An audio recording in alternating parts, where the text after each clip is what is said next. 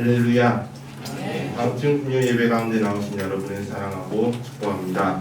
네, 오늘 하나님께서 주신 말씀 출애굽기 3장 1절에서 14절입니다. 출애굽기 3장 1절에서 14절 말씀입니다.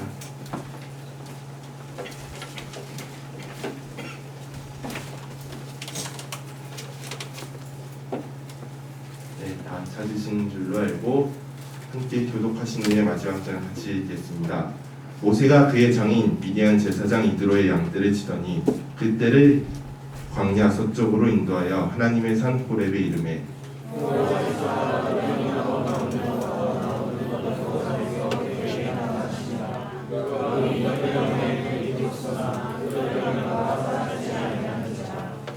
이에 모세가 이르되 내가 돌이켜 가서 이 큰 광경을 보리라. 떨기 나무가 어찌하여 타지 아니하는고 하니 그때에 여호와께서 그가 보려고 우리가 온 것을 보시니라. 하나님이 떨기 나무 가운데서 그를 불러 이르시되 모세야 모세야 하시매 그가 이르되 내가 여기 있나이다. 하나님이 이르시되 이리로 가까이 오지 말라. 내가 선 곳은 거룩한 땅이니 내 발에서 신을 벗으라. 또 이르시되 나는 내 조상의 하나님이니 아브라함의 하나님 이삭의 하나님 야곱의 하나님이라. 모세가 하나님의 보기를 두려워하여 얼굴을 가리매 여호와께서 이르시되 내가 애굽에 있는 내 백성의 고통을 분명히 보고 그들이 그들의 감독자로 말미암아 부르짖음을 듣고 그 근심을 알고 내가 내려가서 그들을 고민의 손에서 건져내고 그들을 그 땅에서 인도하여 아름답고 광대한 땅 젖과 꿀이 흐르는 땅 곧 가나안 족속 헷 족속 아모리 족속 그리스 족속 히리 족속 여부수 족속의 지방에 데려가려 하노라. 이제 가라. 이스라엘 자손이 부르짖음이 내게 달하고 애굽 사람이 그들을 괴롭히는 학대도 내가 보았으니 이제 내가 너를 바로에게 보내어 너에게 내서 선지자의 자손을 애굽에서 인도하여 하리라. 모세가 하나님께 아뢰되 내가 누구이기에 바로에게 가며 이스라엘 자손을 애굽에서 인도하여 내리까. 하나님이 이르시되 내가 반드시 너와 함께 있으리라. 내가 그 백성을 애굽에서 인도하여 낸 후에 너희가 이 산에서 하나님을 섬기리니 이것이 내가 너를 보내주신 거니라. 모세가 하나님께 아뢰되 내가 이스라엘 자손에게 가서 이르기를 너희의 조상의 하나님이 나를 너희에게 보내셨다 하면 그들이 내게 묻기를 그의 이름이 무엇이냐 하리니 내가 무엇이라고 그들에게 말하리까. 같이 읽겠습니다. 하나님이 모세에게 이르시되 나는 스스로 있는 자이니라. 또 이르시되 너는 이스라엘 자손에게 이같이 이르기를 스스로 있는 자가 나를 너에게 보내셨다 하라. 아멘. 네, 강사 목사님 소개하도록 하겠습니다. 미국 시카고 트리니티 신학교를 졸업하시고 영국 맨체스터 대학 수학하셨고 중앙대학교 영문학과 석사 진학 및 강사 역임을 하셨습니다. 현 워싱턴 트리니티 연구원 원장 및 서울 에드워즈 루이스 컨퍼런스 디렉터를 맡고 계십니다. 시험창 목사님께서 나의 하나님, 모세의 하나님, 나의 하나님이란 제목으로 말씀 전해주실 때 큰 은혜 받으시기 바랍니다. 박수로 환영하겠습니다.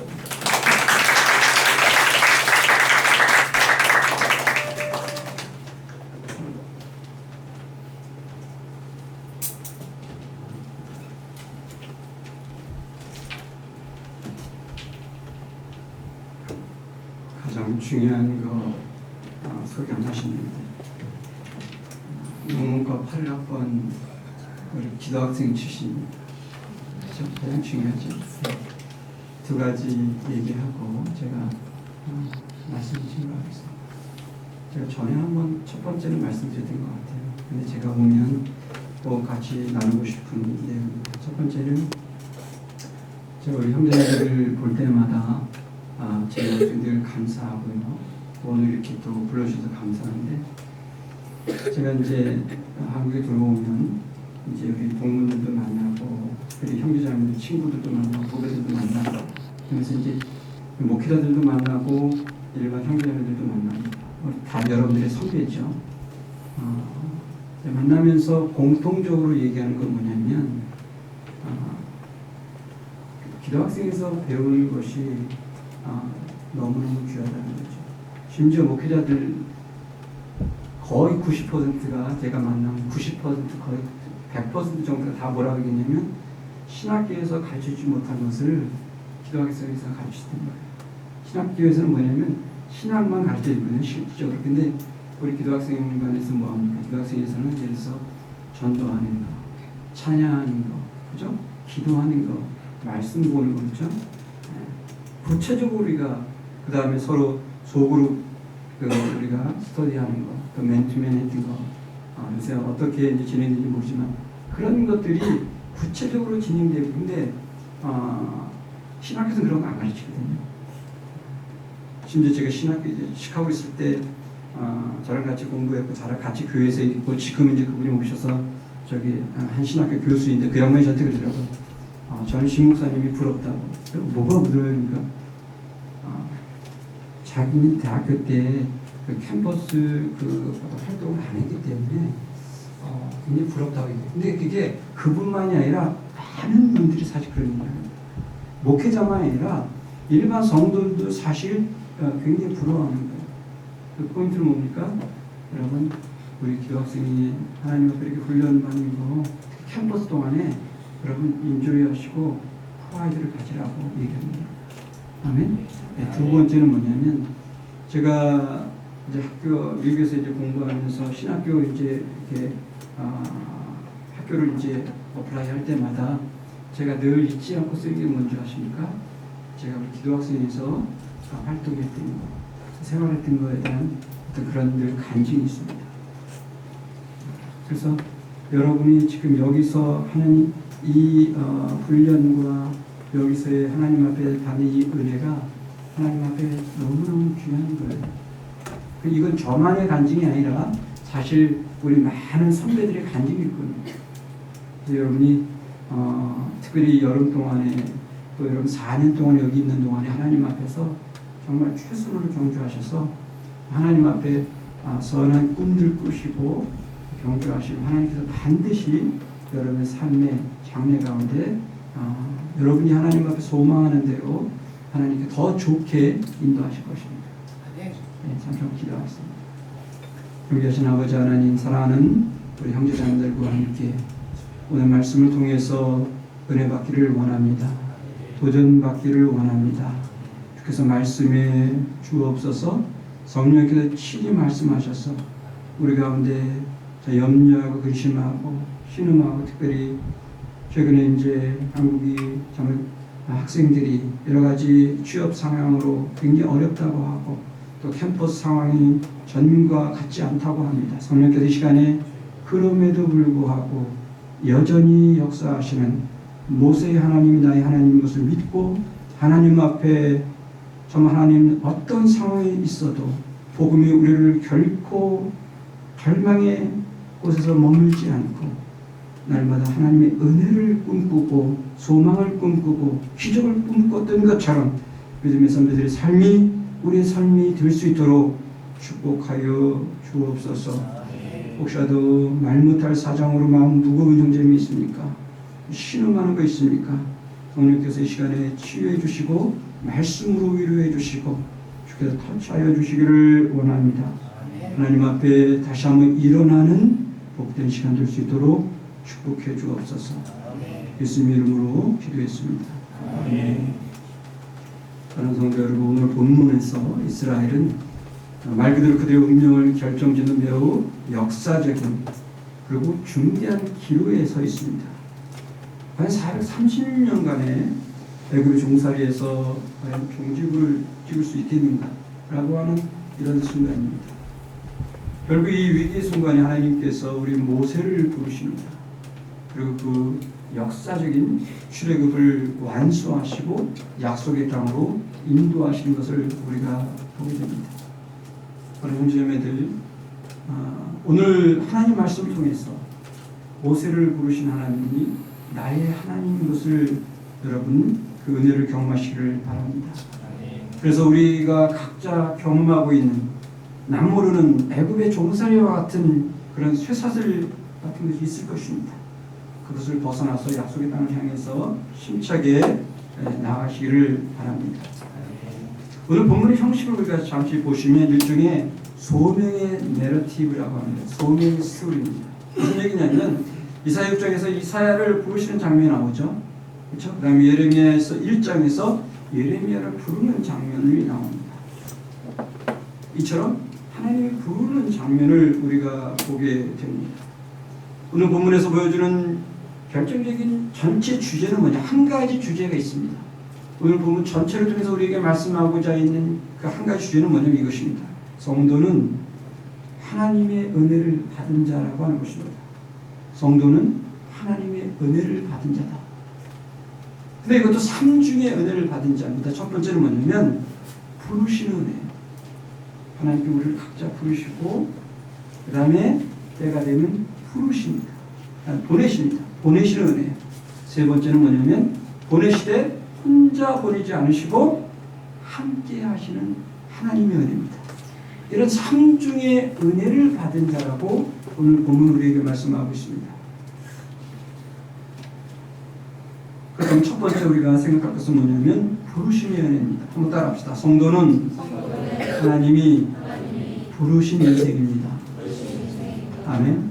네, 그렇습니다. 우리는 모두 하나님께서 부르신 인생입니다. 오늘 본문 1절에서 5절을 여러분 주목해서 보시면 먼저 찾아오시는 하나님을 우리가 보게 됩니다. 보세요. 1절 4절 상반대로 보시면 저희 하나님의 나타나신 장면이 나옵니다. 미디안 광야 호렙산에서 양치는 모세에게 떨기나무 불꽃에 찾아오시는 하나님을 보게 됩니다. 물론 여호와의 사자가 출현하지만 여호와 사자는 결국 하나님을 대표하는 것이기 때문에 그렇습니다.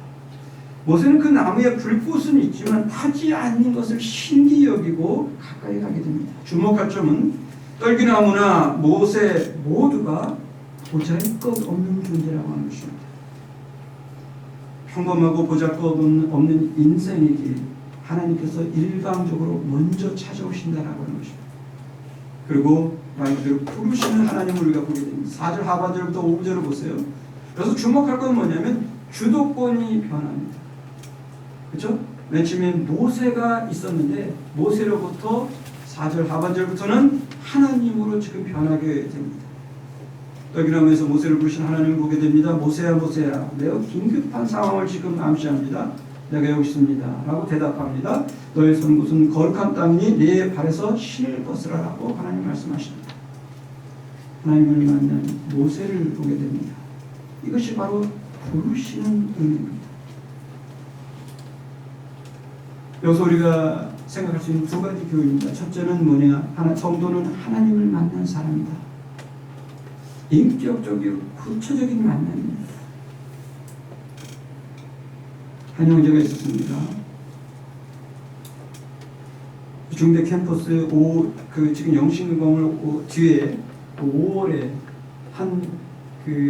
우리 기도학생 선배를 통해서 복음을 듣게 됩니다.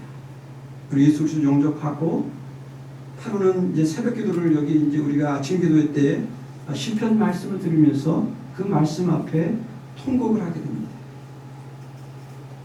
하나님의 은혜가 감격스럽기도 하고 또 한편은 내 안에 죄성이 너무너무 심각한 것을 말씀을 통해서 이제 말씀하는 거죠. 그래서 그 아침 기도에 40분 동안 눈물로 지새운 경험이 있었습니다. 이것은 우리만의 고백이 아니라 우리 모두의 고백일 수 있습니다.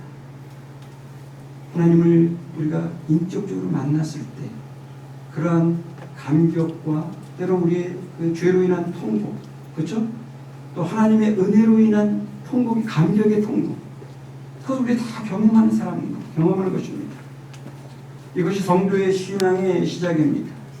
하나님은 모세에게도처럼 우리에게도 먼저 찾아오시는 그리고 부르시는 분이십니다. 우리가 먼저 사랑하는 것이 아니라 하나님께서 먼저 사랑했다고 분명히 말씀하십니다. 요한일서 4장 10절에 사랑은 여기 있으니 우리가 하나님을 사랑하는 것이 아니요 오직 하나님이 우리를 사랑하사 우리 죄를 위하여 화목제로 그 아들을 보내셨음이니라 라고 말씀합니다.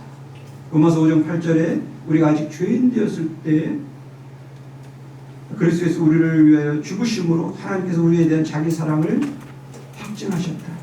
데몬스트레이션 했다. 이렇게 얘기합니다. 여러분 인간적으로 보면 모세는 아마도 최고로 준비된 인생인 듯 보입니다. 그는 당대 최고의 학문기관이라고 할 수 있는 애국 왕궁에서 교육을 받았습니다. 그러나 하나님의 관점은 다른 것을 우리는 보게 됩니다.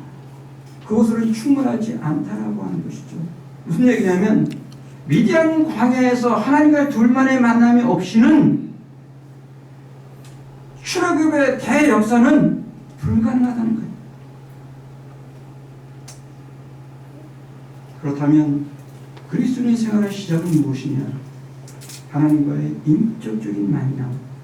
그것을 오늘 본문은 우리에게 말씀하고 있는 것입니다. 첫 번째 교훈은 성도는 하나님을 만난 사람이고, 두 번째 교훈은 뭐냐? 평범 가운데서 기적을 행하시는 하나님을 우리가 보게 됩니다. 여러분, 우리 학생의 삶을 우리가 생각해보면 어떤 면에서는 매우 평범하고 때로는 단조로울 수 있고 의미 없어 보일 수 있습니다. 아침에 일어나서 학교에 가고 시험을 보고, 그렇죠? 또 레포트도 쓰고, 그 다음에 취업 준비도 하고, 요새 굉장히 어려운 시대라고 그런 얘기를 합니다. 여러분, 그렇지만 어떤 면에서 이런 일상적인 삶 가운데서 우리 각자에게 주신 하나님의 뜻과 비전을 우리가 발견하고 그래서 경주한다면 이것이 바로 거룩한 곳이라고 하는 것입니다. 세상이 볼 때는 의미 없어 보이는 그 곳조차도, 그 시간조차도 하나님 앞에서는 뭐예요? 하나님을 발견하고 하나님의 꿈과 하나님의 비전과 우리 복음을 발견하면 그것이 거룩한 곳이라고 하는 것입니다. 여러분, 오늘 본문을 생각해 봅시다. 하나님은 평범한 곳을 거룩한 곳으로 변화시킵니다. 모세를 생각해 보시면 미디안 광야였습니다. 떨기나무였습니다. 양치는 일을 했습니다. 모두가 평범한 것을 얘기하는 것입니다. 거기 2장 21절을 보시면 애굽의 왕자가 일개의 촌부가 되어가는, 그리고 심지어 뭐라고 얘기하냐면 시보라와 결혼하고 나서 아들을 낳았는데 그 이름은 뭐라고 하냐면 게르솜이라고 얘기합니다. 게르솜의 뜻은 뭐냐면 내가 이방 땅에서 객이 되었다. 얼마나 쓸쓸하면 그 말을 했겠어요. 자식의 이름을 게르솜이라고 한 거예요. 절망적인 쓸쓸한 모세의 심정을 우리가 잘 보게 됩니다. 다시 말씀드리면 뭐냐면 모세는 지금 어떤 존재예요? I am nothing의 존재예요.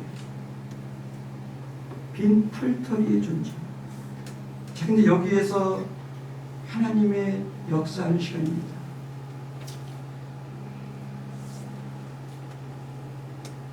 우리 인간의 교만과 지혜가 충만한 애굽 왕자였을 때 I am something이라고 뭔가 우쭐했을 그때는 하나님께서 어떻게 하셨어요?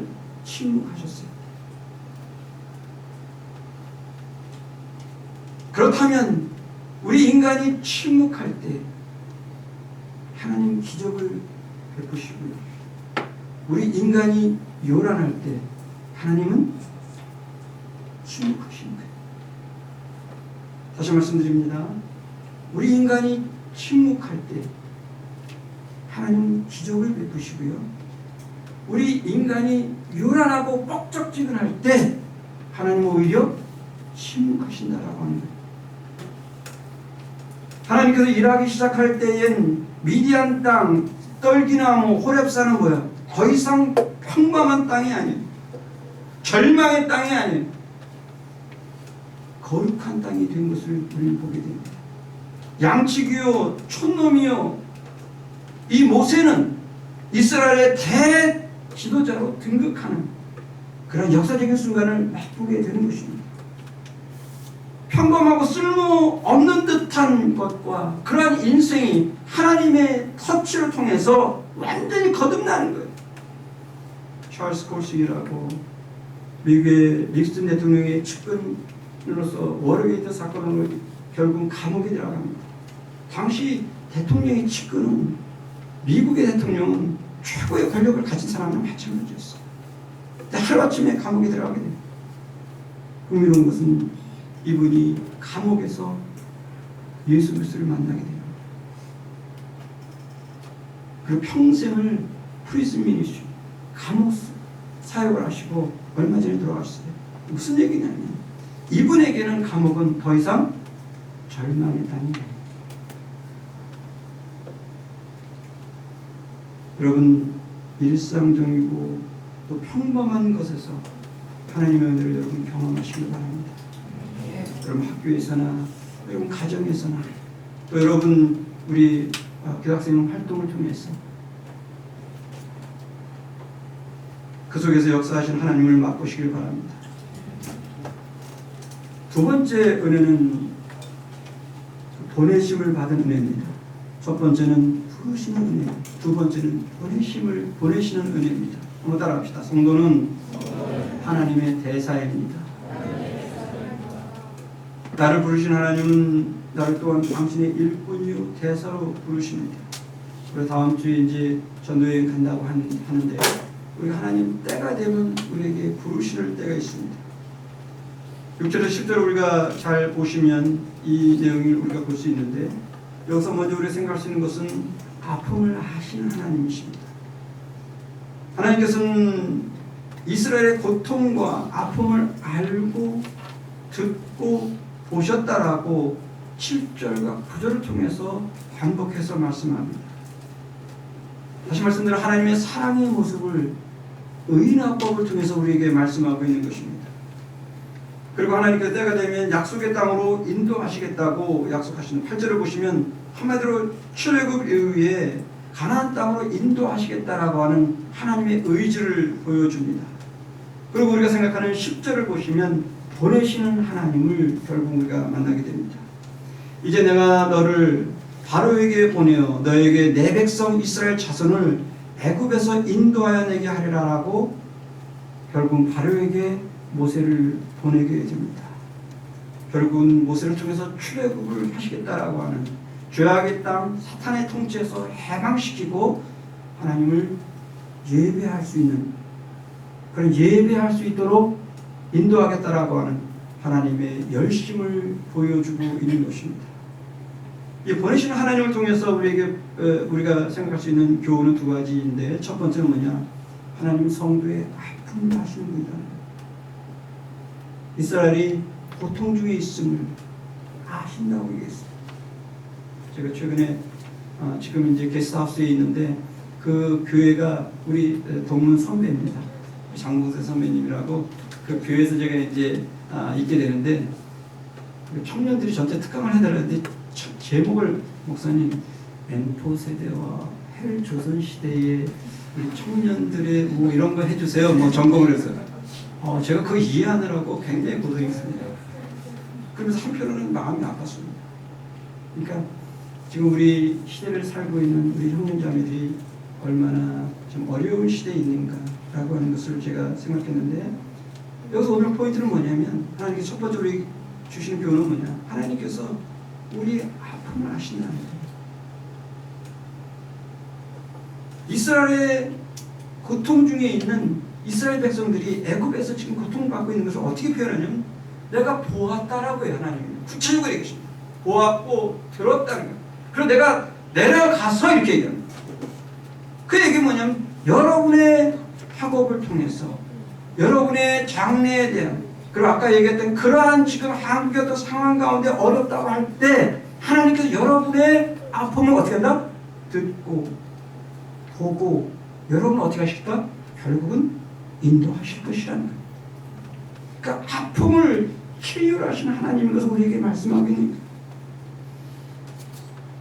마가복음 6장 34절에 예수께서 나오사 큰 무리를 보시고 그 목자 없는 양 같음을 인하여 불쌍히 여기사 여러 가지로 가르치시다. 여기서 불쌍히 여기다라고 하는 이 원문상 의미는 뭐냐면 내 그 내장이 상대방의 내장과 같이 지금 뭐예요? 쉽게 말해 상호 교환하는 거예요. 무슨 말인지 아시겠죠? 형제의 아픔이 내 아픔이 됩니다. 내 아픔이 형제의 아픔이 됩니다. 형제의 즐거움이 내 즐거움이 됩니다. 쉽게 말하면 형제의 삶이 나의 삶이 되는 거예요. 자매의 삶이 나의 삶이 되는 거예요.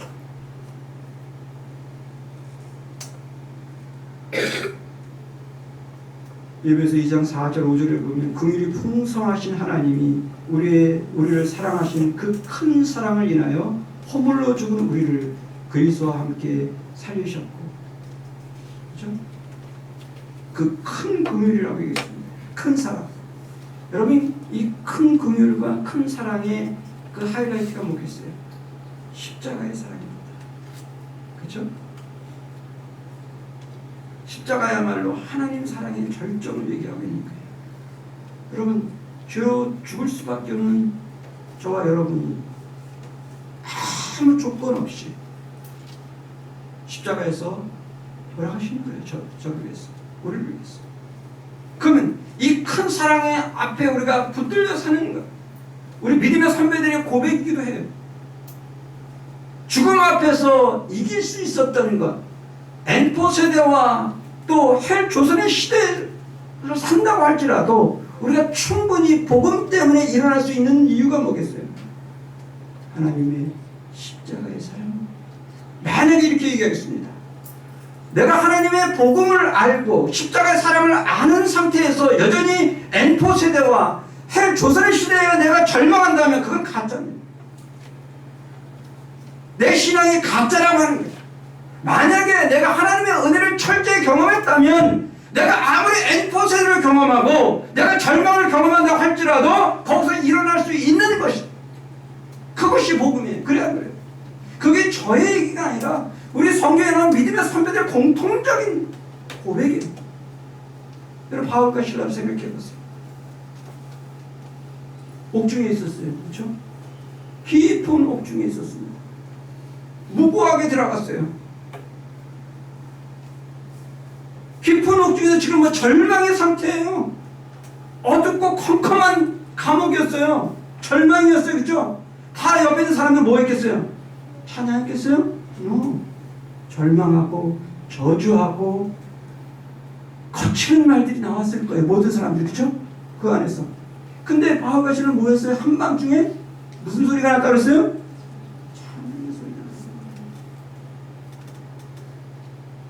여러분 불가능한 일이에요. 인간적으로 보면 임파서블한 일이에요. 그러나 하나님의 관점에서 보면 파서블한 거예요. 가능한 거예요. 복음이 사람을 변화시키면 불가능해 보이는 것도 가능한 거예요.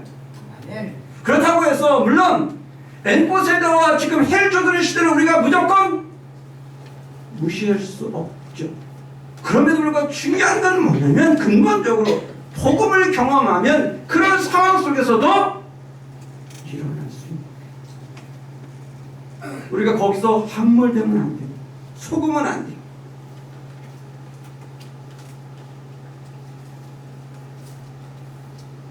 하나님 우리의 고통과 아픔을 다 하시고 예수 그리스도를 통해서 십자가에서 우리의 그 아픔을 그저 잘 치유하시고 또 그거에 대한 우리의 해결책까지 주시는 그런 존귀하신 분입니다.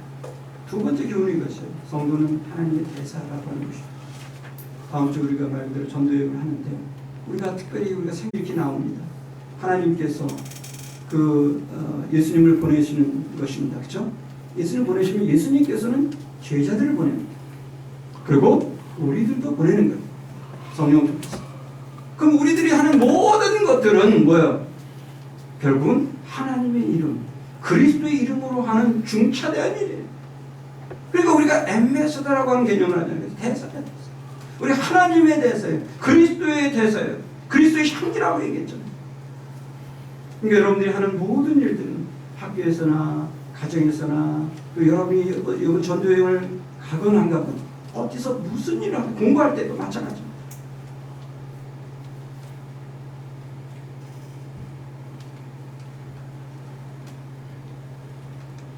누구의 말대로 인류의 역사는 하나님의 일터라고 얘기했습니다. 하나님의 계시와 구원의 사역이 구체적으로 일어나는 장소라고 하는 것입니다. 내 학교에서, 내 가정에서, 내 일터에서, 또 우리 섬기는 우리 교학생 연합회에서 하나님의 보내심을 구체적으로 연습하는 운동장이요, 일종의 짐이라고 하는 거예요. 그렇죠? 체육관이라고 하는 것입니다. 제가 개인적으로 아까 잠시 말씀드렸지만 5월달에 81년 5월달에 예수님을 영접하게 됩니다. 근데 저를 인도한 분이 누구냐면 그때 79학번 선배예요. 군대를 이제 가기 전에 휴학을 하고 이제 전도하러 다니다가 저를 만난 거예요. 저는 고등학교 끝나고 물론 어렸을 때 교회는 잠깐 다녔지만 못 다녔는데 그러고 나서 고3 때 이제 교회를 다니기 시작했어요. 친구가 소개해서 그것도 친구가 소개해서 그런 영접하지 않은 상태예요. 그래서 그 바로 다음 81년 5월 달에 여기 영신한테 벤치에 앉아 있는데 개나리가 굉장히 활짝 핀 아름다웠잖아요. 지금도 개나리가 있는지 모르겠는데 근데 앉아 있는데 한 선배가 나한테 그 복음을 제시하는 거예요. 그래서 제가 예수 믿기로 결정하고 그 다음부터 우리 기도학생에서 이제 활동하면서 은혜를 체험하는 거죠. 제 포인트는 이것입니다. 만약 그 선배가 제게 복음을 증거하지 않았다면 저는 복음을 알 수 없었을 거예요. 그리고 교회를 다녔어도 노미널 크리스천 명목상으로만 다닐지도 몰라요. 기도학생은 알지도 못하고 그렇죠? 포인트는 뭐냐?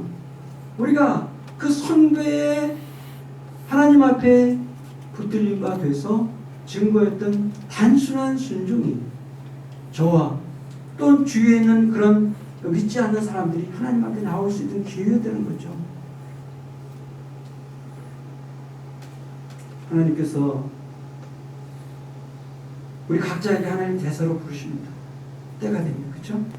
하나님이 우리를 부르시고 이제는 대사로 이제 보내세요. 이때 우리가 크고 작은 일들을 주실 때 순종하시기 바랍니다. 여러분 작은 일도 순종하시면 하나님께서 놀랍게 역사하십니다. 지금까지 우리는 삼중의 은혜 중에서 두 가지 부르심의 은혜 그 다음에 보내심의 은혜를 생각해 보았습니다. 마지막으로 뭐냐면 함께 하시는 은혜. 하나님은 부르셨을 뿐만 아니라 또 보내실 뿐만 아니라 그저 고아처럼 보내지 않습니다. 분명히 함께 하십니다. 이번 전도여행이나 여러분의 삶도 마찬가지. 4년 동안의 삶, 졸업 이후의 삶, 여러분 장래도 하나님께서 반드시 약속하신다고 성경 우리에게 약속했습니다. 12절부터 14절을 우리가 생각할 수 있는데 한번 따라합시다. 성도는 하나님이 함께 하시는 사람입니다. 흥미로운 건 11절에 보면 모세가 핑계를 합니다. 하나님 부르시는데 보내시는데 그렇죠? 모세의 핑계예요. 좀 거칠게 하면 거부합니다. 내가 누구입니까? 11절에 그렇죠? 13절에 보시면 사람들이 물어보면 하나님 이름이 뭐라고 얘기하죠? 지금 핑계거리를 찾는 거예요. 4장을 보시면 뭐라고 하면 10절하고 12절에 뭐라고 하면 하나님 제 입이 둔합니다. 이렇게 얘기합니다. 그리고 보낼 만한 사람 보내주세요. 이렇게까지 얘기합니다. 저 같으면 한번 혼낼 텐데 하나님 어떤 분이십니까? 굉장히 자상하십니다. 끝까지 모세를 어떻게 하십니까? 다독입니다. 12절 상반절을 보세요. 내가 정녕 너와 함께 있으리라. 임마누엘 하나님인 걸 얘기하십니다. 그리고 하나님의 사인이 증거가 분명히 있는데 12절 하반절에 출애굽 이후에 이 산에서 내가 반드시 예배할 것이다 라고 증거까지도 보여주세요. 그리고 말을 못한다고 하니까 누굴 보내요? 아론까지도 보내요. 그러면서 하나님께서 참 우리가 이해하지 못하는 말씀하십니다. 나는 스스로 있는 자라고 당신은 말씀하세요. 이 얘기는 좀 더 얘기하겠지만 조금 후에 얘기지만 하나님의 본질을 말씀하고 있는 거예요. 하나님은 인간에 의해서 발견되지 않고 스스로 계시하는 하나님이라고 얘기하는 것이죠. 그러면서 21절을 계속해서 보시면 넉넉하신 하나님을 보게 됩니다. 출애굽하는 백성들에게 이스라엘 백성들에게 그냥 보내지 않으세요. 누구를 통해서? 애굽 사람의 것을 가져가게 하는 거예요. 이게 하나님의 법칙이에요. 그리고 행할 길을 가르쳐 주시고 입이 둔한 모세에게 아론을 통해서 말씀하게 하세요. 결론적으로 뭐예요? 하나님께서 함께 하시는 하나님. 여기서 우리에게 주시는 교훈은 첫 번째는 뭐냐? 부족한 자를 쓰시는 하나님. 모세는 부족하다고 계속해서 핑계합니다. 그렇죠? 우리도 그럴 때가 있죠. 하나님 좀 못하겠는데. 그러나 결국 하나님 순종하고 결국 하나님께서 사용하시고, 여러분 부족해도 순종하시길 바랍니다. 순종할 때 하나님의 기적을 경험합니다. 그래서 소명을 받은 사람은 하나님께서 기어코 끌고 가서라도 사용하시는 것을 우리가 보게 됩니다. 두 번째 교훈은 이것입니다. 하나님은 우리와 말 그대로 함께 하시는 임마누엘의 하나님이십니다. 하나님께서 우리의 인생의 운전대를 잡고 계신데 우리는 어리석게도 애들처럼 염려합니다. 인생의 키를 잡고 계신데 우리는 불평하죠. 오늘 본문에서 우리에게 말씀하시기를 내가 정녕 너와 함께 있으리라 이렇게 얘기합니다. 그러면서 아까 말씀드렸던 나는 스스로 있는 자라고 당신을 말씀하는 이 내용을 한번 생각해 봅시다. I am who I am이라고 하는 이 뜻인데, 이 뜻을 우리가 좀 더 풀어서 얘기하면 한 학자는 이렇게 얘기합니다. 나는 정말 있어서 너희를 보내는 그때와 장소에서 늘 역사하리라, 이런 뜻입니다.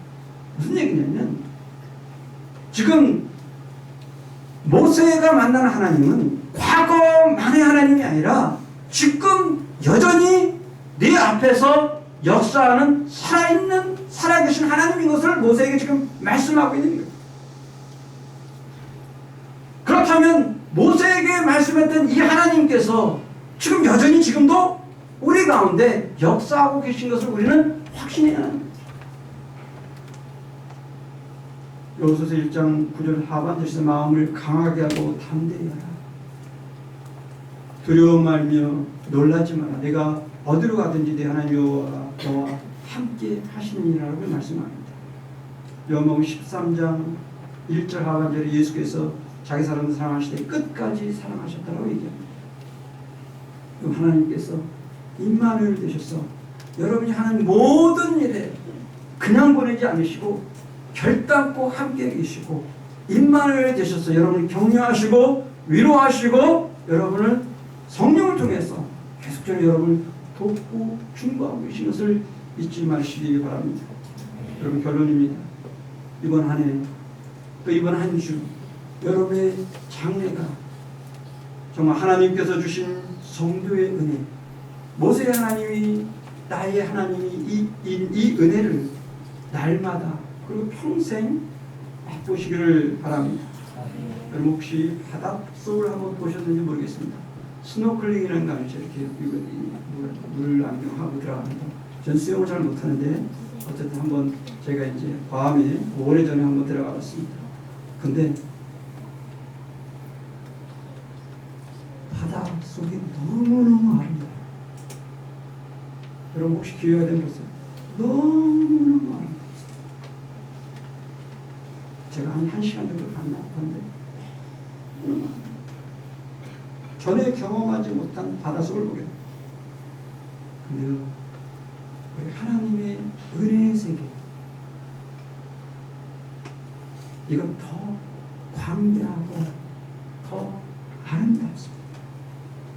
우리가 표현할 수, 측량할 수, 말할 수 없는 그런 광대한 은혜. 그래서 여러분들이 그 은혜의 바다에 들어가기를 원해요. 거기까지 들어가기를 원해요. 여러분, 저희들은 어린데 너무 그렇잖아요. 신앙은요, 절대로 나이 순서가 아니에요. 하나님 앞에 여러분이 광대한 하나님 은혜의 바다에 들어가서 하나님과 정말 수영을 하면서 유영하는 거죠. 유영. 알죠? 거기서 하나님과 동행하는 거예요. 은혜의 바다 속에서. 물론 우리 신앙생활이 결코 호락호락하진 않습니다. 아까 말씀드린 것처럼 우리가 많이 어렵다고 합니다. 경제적으로나 또 건강으로나 또 학업으로나 또 우리 장래 여러 가지 염려가 있습니다. 그럼 그럼에도 불구하고 이 모든 것을 하나님께 맡기시기 바랍니다. 그리고 모세를 부르신 하나님이 누구의 하나님? 나의 하나님인 것을 여러분 확신하시고 오늘도 내일도 하나님 앞에 여러분의 삶을 끝까지 경주하시기를 바랍니다. 여러분 오늘 나를 부르신 하나님을 만나시길 바랍니다.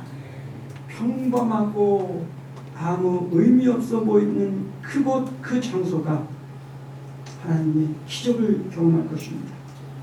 나를 보내신 하나님을 여러분 만나시기를 바랍니다. 순종할 때 기적을 경험할 것입니다. 마지막으로 임마누엘 되신 하나님을 여러분 확신하시기를 바랍니다. 그러면 약속의 땅에 기어코 들어갈 것입니다. 그러나 여러분 명심할 것이 있습니다.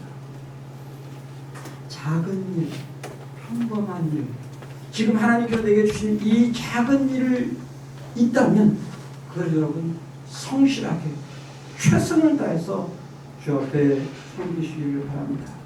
왜냐하면 거기서 하나님의 기적이 시작되기 때문입니다. 바라는 여러분 모두가 말 그대로 오늘 말씀 통해 주신 모세의 하나님이 나의 하나님 이 은혜를 날마다 여러분 맛보시고 확신하시고 또 날마다 그것을 힘입어서 경주하십니다. 저 여러분 되시길 주님의 이름으로 축원합니다. 기도합시다. 하나님 아버지 감사합니다. 사랑하는 형제자매들과 함께 주의 말씀을 같이 나누게 하신 주님 감사합니다. 아무쪼록 이 말씀을 통해서 모세의 하나님이 나의 하나님 되신 것을 믿고 오늘도 내일도 우리 나머지 인생도 우리 젊음도 하나님 앞에 최선으로 경주하고 아낌없이 경주하고 작은 것도 순종해서 우리 가운데 하나님의 기적, 하나님의 은혜, 하나님의 능력을 우리 기도학생회에서 또 나의 학업에서 나의 장래에서 맛보는 사랑하는 형제자매들 될 수 있도록 주여 축복하여 주옵소서. 예수님의 이름으로 기도했습니다. 아멘.